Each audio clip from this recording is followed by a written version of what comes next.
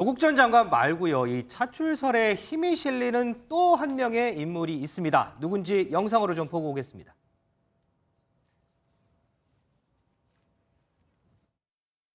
더 탐사 같은 데가 김의겸 같은 주류 정치인과 협업하거나 그 뒷배를 믿고 과거의 정치 깡패들이 하던 역할을 하는 것 같습니다. 그런데 거기서 그치지 않고 앞으로도 계속 이러겠다고 공언하고 있습니다. 너무 끔찍한 얘기 같습니다. 그쪽 주장은 뭐 사전에 연락을 했으니까 스토킹이 아니다. 그렇게 취재해 보셨어요? 그렇게 취재 안 해보셨죠? 네. 네. 그리고 사전에 연락을 안 했죠. 대통령께 정무적인 보좌 역할도 하시나요? 법무적인 거 이외에요. 제가 그럴 만한 이 능력이 안 돼서 그러고 있지 않습니다. 혹시 출마할 계획을 가지고 계신가요? 제가 지금 여기서 왜 그런 말씀 드려야 될지 모르겠습니다만 지금 현재 그런 생각이 없습니다. 실세 장관으로 알려져서 이런 이야기를 좀 하셨을 거라고 생각하는데 안 잘못 하셨어요? 알려진 것 같습니다. 실세 장관이라고. 네, 차출설에 더욱더 힘이 실리고 있는 인물, 그 주인공은 바로 한동훈 법무부 장관입니다. 최근 차기 정치지도자 여론조사에서 한 장관이 민주당의 이재명 대표에 이어서 2위를 기록하고 있거든요. 최수영 의원님, 네. 이거 어떻게 분석하고 계십니까? 그러니까 이 갤럽을 우리가 좀 볼 필요가 있는데 갤럽 조사는 네.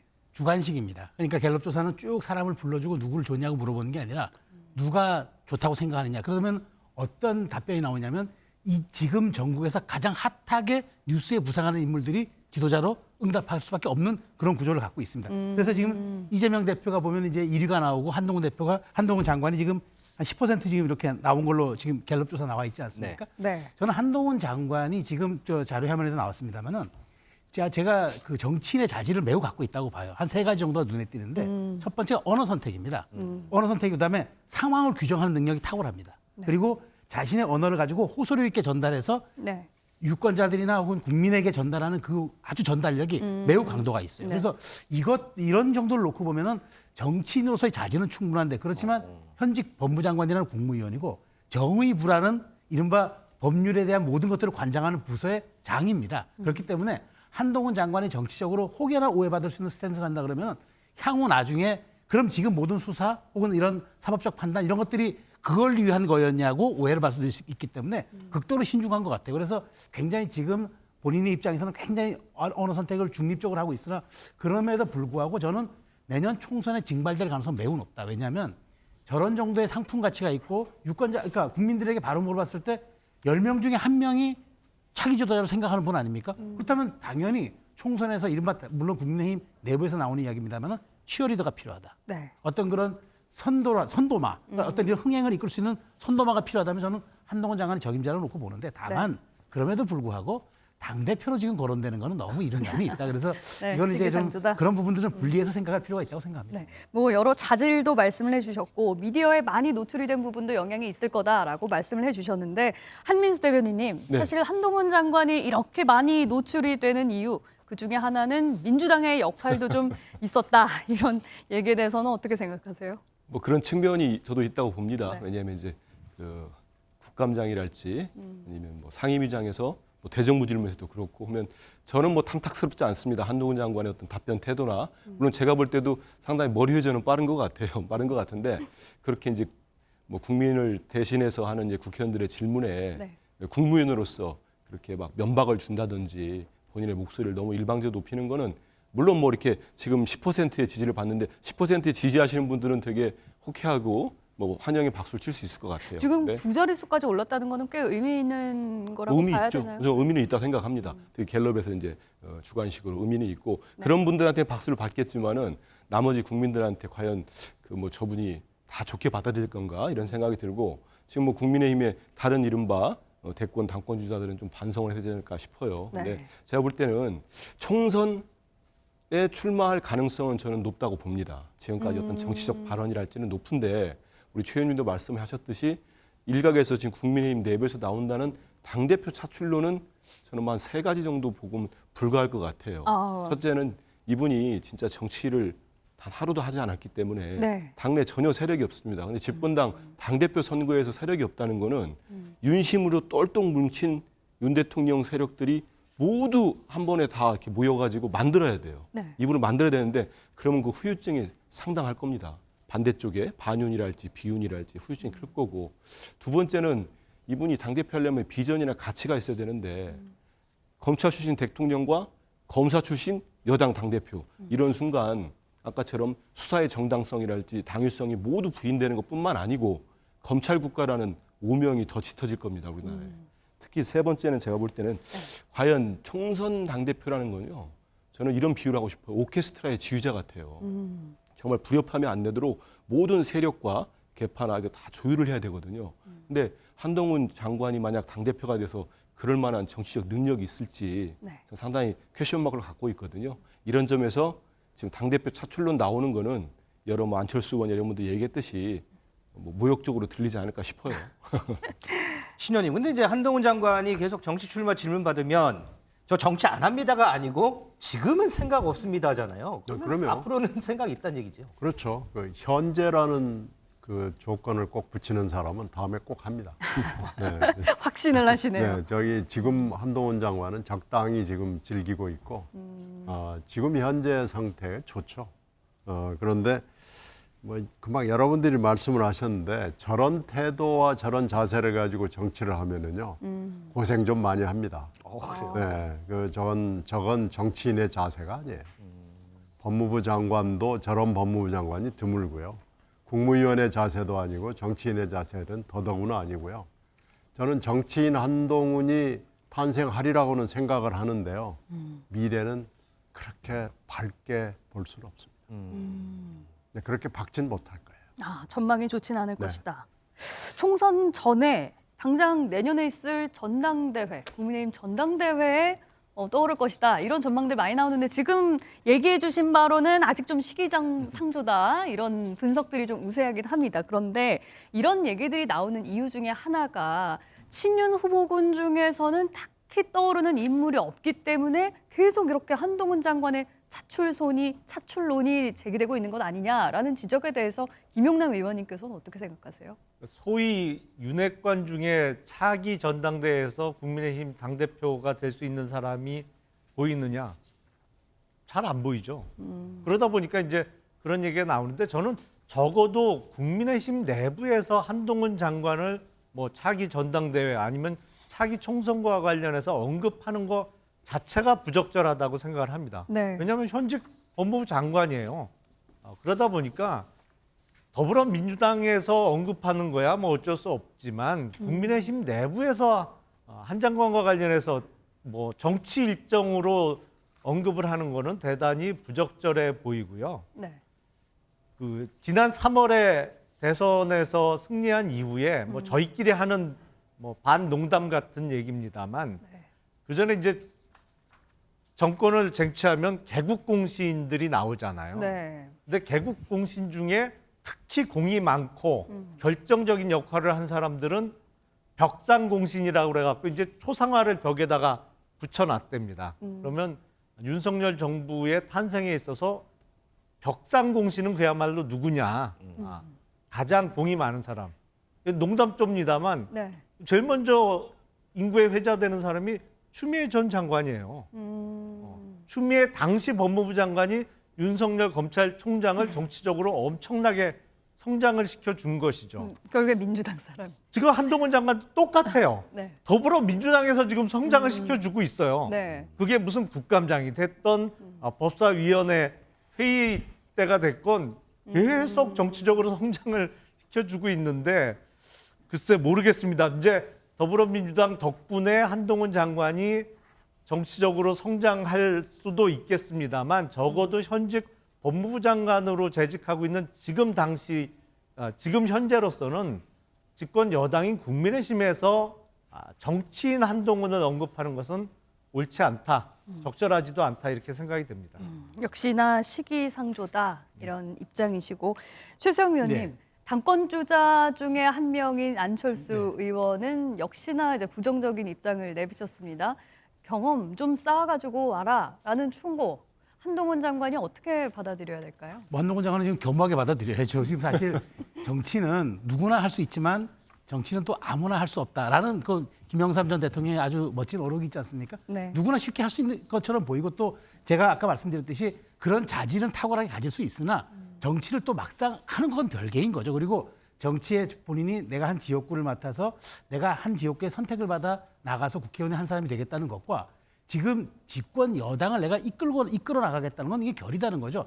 안철수 의원만 하더라도 사실은 10년 정치의 자산 거기에 대한 뭐 명암은 있습니다. 네. 뭐 여러 중도 정치의 실패라든가 그런 얘기도 있지만 어찌됐건 그간의 과정, 혹독한 과정을 통해서 뭐 여러 가지 정치적 경험을 쌓았고 지난번 대통령 선거 때, 뭐 서울시장 선거 때 단일화하면서 사실 또 국민의힘 보수 지지층과 또 연을 맺었고 네. 그 과정에서 인수위원장을 하면서 본인이 또 거기에 대한 또 행정 경험도 쌓았기 때문에 본인 입장에서는 그렇게 싸워도 내가 지금 공격받고 나도 부족하다고 많은 사람들이 얘기하는데 이제 막 갓 검사 마치고 법무장관이 되신 분이 지금 와서 거대 여당의 국정을 이끄는 거기에 사령탑이 되고 총선 승리를 이끌 교두보가 되겠다? 네. 그거는 조금 아니다 이렇게 평가를 하는 것 같아서 네. 이 부분은 제가 아까도 말씀드렸지만 한동훈 장관은 지금으로서는 국무위원직의 법무장관으로서 공정과 정의 상식이 통하는 그 나라의 법치 기반을 만드는 데 주력하고 그 이후에 대한 평가는 나중에 별도로 받는 게 좋겠다. 저는 그렇게 저도 말씀드립니다. 뭐하게 받아들여라.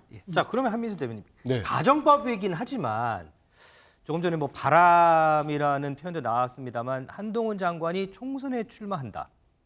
민주당에서는 이렇게 위기의식을 많이 느낄까요? 어떨까요? 총선 출마는 제가 좀 전에 말씀드린 대로 가능성이 있어요. 정치할 것 같고. 근데 좀 전에 우리 최 의원님은 안철수 의원이나 이런 분들의 충고를 겸허하게 받아들일 것 같다는데 저는 전혀 그러지 않을 것 같아요. 뭐 수첩에 적어놓고 저분도 한번 혼을 내줘야지. 뭐 농담입니다만 지금까지 성정을 보면 그럴 가능성이 높아 보이는데요. 근데 총선 출마를 하게 되면 그때는 이제 그때까지도 지금의 이제 한동훈 장관이 어떤 보수 진영에서 지지를 많이 받고 있는다 하면은 어떤 스타성 있는 후보들이나 예를 들어서 선대위원장이 필요할 겁니다. 근데 그러지 않고 저희 민주당에서는 한 번도 거론 안 했습니다. 여권 내에서 아마 그런 얘기들을 하니까 기사들이 나오는 것 같은데요. 네. 한동훈 장관이 당대표에 출마하겠다고 나오는 순간 제가 아까 3대 불가론도 얘기했습니다만 그 못지않게 이제 정치를 하겠다고 뛰어들면은 많은 언론이 특히 뭐 야당도 그렇습니다만 많은 언론이 검증을 하기 들어갈 겁니다. 네. 그거는 아마 이분은 또 좀 독특한 또 캐릭터에다가 지금의 법무장관 하다가 또 검사하다가 법무장관 또 바로 들어오기 때문에 그 검증이 상당히 치밀하게 정밀하게 이루어질 텐데 그런 검증 받을 때 이분의 또 능력도 드러날 거예요. 그걸 버텨낼 수 있는 건지 아니면 실제로 검증해서 우리가 몰랐던 게 드러날 수 있는 거 아니겠습니까? 네. 그렇기 때문에 이분이 뭐 머리도 상당히 회전이 빠른 것 같은데 여러 가지 고민을 하겠죠. 당장 움직이지는 않을 것 같아요. 그리고 뭐 실제 움직여서 이분이 뭐 저쪽에 간판이 된다면은 우리 민주당 입장에서는 뭐 당장 뭐 질문하셔서 제가 깊이 고민은 못했습니다만 나쁘지는 않을 것 같아요. 여러 가지로.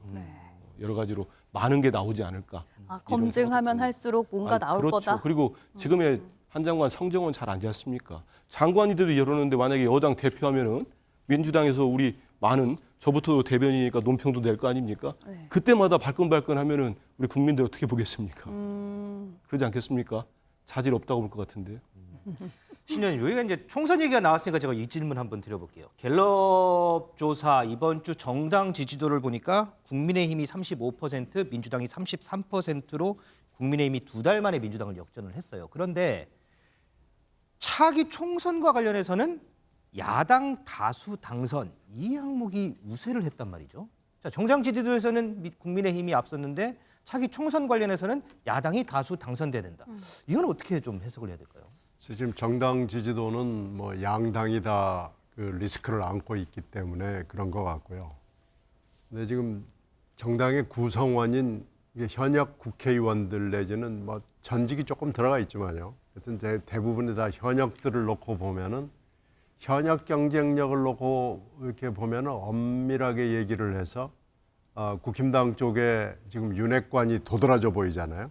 근데 윤핵관 중에 저희들이 보기에도 이분 정도면은 핵관 중에 핵심이겠다, 핵관이겠다라고 할 만한 분이 잘 안 보입니다. 윤핵관들을 하나하나 이렇게 놓고 보고 이번에 특히 또 관저 만찬을 했다고 그러는 분들 보면 이분들이 윤핵관이다라고 국민들이 다 이제 봤을 거예요. 근데 그분들이 지난 몇 달 동안 하는 걸로 봤을 때는 윤핵관 별거 없네. 뭐 이런 평가가 나올 것 같아요. 그러니까 마찬가지로 지금 국힘당 전체 의원들이 국회에서 보여주고 있는 능력을 봤을 때 다음 총선에 이 사람 꼭 좀 찍어주고 싶다라는 사람이 그렇게 눈에 많이 안 띄는 겁니다. 그렇다고 해서 뭐 민주당 안에 뭐 엄청난 사람들이 있다고 제가 말씀드리는 건 아니지만 상대적으로 비교해 봤을 때 국힘당보다는 그래도 민주당이 조금 낫지 않냐 이렇게 보기 때문에 다음 총선은 조금 시간은 있습니다만은 다음 총선에서 민주당이 이길 수 있는 가능성이 높다고 국민들이 보는 거고요. 또 하나는 지금 윤 대통령이 인기가 30% 내외를 왔다 갔다 하는데요. 다음에 총선에 나올 후보들 한번 생각해 보십시오. 네. 누구 사진을 자기 현수막에 걸고 싶어 하겠습니까? 대통령 사진을 걸어야 되겠다고 생각하는 사람이 얼마나 될까요? 이 질문을 우리가 해보면은 이게 총선이 국힘당 입장에서 그렇게 쉬워 보이지가 않을 겁니다. 그런 점에서 국민들이 지금 벌써 1년여 뒤의 일이지만 지금 느끼는 거죠. 국힘당이 이런 추세로 가면 총선에서 잘할 수 있을까? 무슨 뭐 벌써 한동훈 장관을 대표로 내세우네, 무슨 선대본부장을 위원장을 내세우네, 본부장으로 뛰게 해야 되느니 뭐 지금 이러고 있거든요. 이런 걸로 봐서 국힘당 총선 전망 그렇게 밝지 않구나 이렇게 지금 판단을 하고 있는 겁니다. 자, 그럼 이 똑같은 질문에 대해서 우리 김용남 의원 생각은 어떠세요? 차기 총선에서 뭐 중요한 요소 중에 하나는 차기 전당대회에서 국민의힘 당대표가 누가 되느냐 그게 중요하겠죠. 그리고 정당은 사실은 그 사무실 임대료하고요, 책상 전화 이게 어떤 물적 기반의 전부고요. 나머지는 전부 사람입니다. 정당은 사람이 모여서 이루어진 그 어떤 기관 단체이기 때문에 네. 결국에 인적 자원이 얼마나 우수하느냐가 그 성패를 가를 수가 있거든요. 네. 그래서 총선을 앞두고 얼마나 좋은 사람을 많이 영입하느냐, 그리고 좀 걸러낼 사람을 잘 걸러내느냐, 결국엔 새로운 모습을 어떻게 보여드리느냐가 가장 핵심적인 요소일 거고, 그게 잘 안 돼서 국민의힘이 지난 몇 번의 그 총선을 실패한 것이거든요. 그래서 차기 이제 당권을 쥐게 될 당대표의 역할이 그만큼 중요할 수밖에 없고요. 그 우리 국민들은 기본적으로 견제 심리가 강하신 것 같아요. 그래서 대선을 어떤 당이 이겼으면 다음 선거에서는 적어도 총선에서는 뭐 견제 심리가 발동할 수가 있고, 더군다나 이번 6월 1일 지방선거에서 많은 지역에서 국민의힘 후보가 당선이 됐잖아요. 그렇죠. 물론 저는 낙선했습니다만 그러다 보니까 차기 총선은 견제 심리가 좀 발동할 수가 있죠. 근데 여기서 변수가 하나 생길 수 있는 것이, 지금 더불어민주당이 법안 처리나 의회 의사 일정과 관련해서 심자랑을 너무 해요. 이거는 뭐랄까요, 다수당의 횡포 내지는 숫자의 횡포로 비춰질 수가 있거든요. 그러다 보면 국민들의 견제 심리가 거꾸로 작동할 수가 있습니다. 이게 더불어민주당 쪽이 너무 많은 의석을 갖고 있다 보니까 이게 뭐 숫자를 이용해서 너무 횡포가 심하네, 이렇게 비춰지고 그 이미지가 차기 총선까지 계속되는 순간에 견제 심리가 오히려 거대 야당에 대한 견제 심리로 바뀌어서 심판이 내려질 수 있다라고 생각이 됩니다.